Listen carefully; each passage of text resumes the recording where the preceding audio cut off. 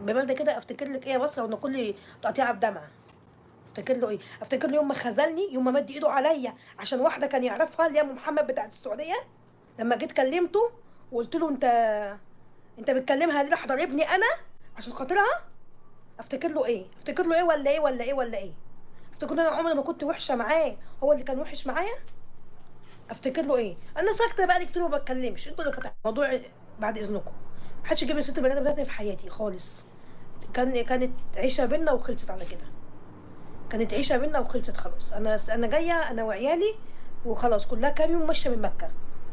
انا كلها كام يوم وهمشي من مكه خالص رايحه الرياض.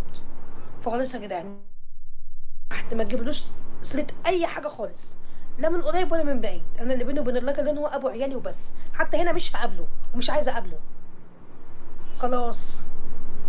انا انا دعيت عليه امبارح في الحرم. اول ما شفت الكعبه كده دعيت عليه بما يرضي الله، اقسم بالله دعيت عليه. فانا يا جماعه انا مش ناقصه ايد ولا ناقصه رجل ولا ناقصه دراع.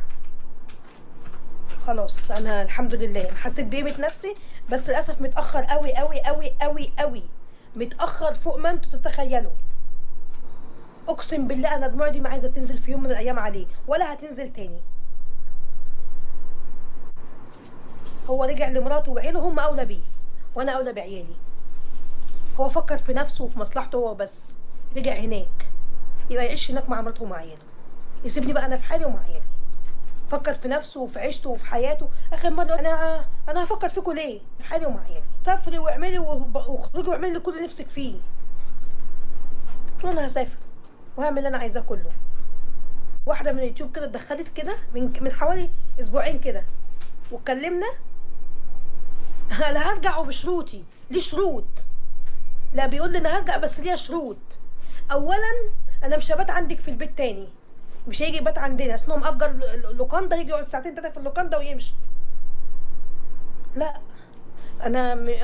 انا مش برياله عشان افرح بكلمتين يا فرحتي. انا ياما نمت معيطه وياما نمت زعلانه ومقهوره، وهو ولا على باله ولا على باله، عايش حياته، بيروح وبيجي وبيخرج والدنيا حلوه معاه.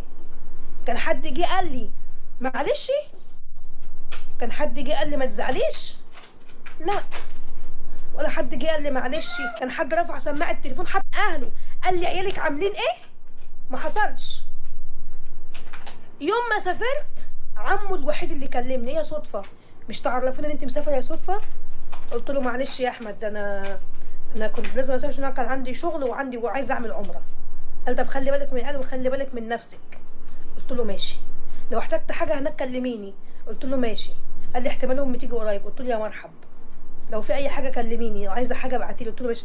هو ما فكرش حتى يسال على العيال، قال باعت لي من يومين ابعتي لي باسورد الاي كلاود قلت له معايا ومش هديهولك. لو ما فكرش حتى يسال على العيال. تتكلموا في انتوا يا جدعان؟ انتوا تعرفوا حاجه؟ انتوا تعرفوا حاجه؟ انتوا محدش يعرف حاجه. انا عيشتنا تبقى كويسه، عايز الحياه بينا تبقى حلوه.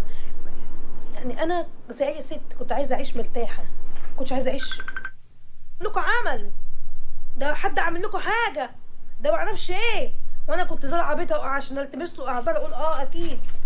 وانا قاعده كده يا فرحتي اسمي متجوزه وخلاص. لا، في موقف زي ده انا لو كنت اتكلمت فيه قبل كده ده كنت هتلاقوني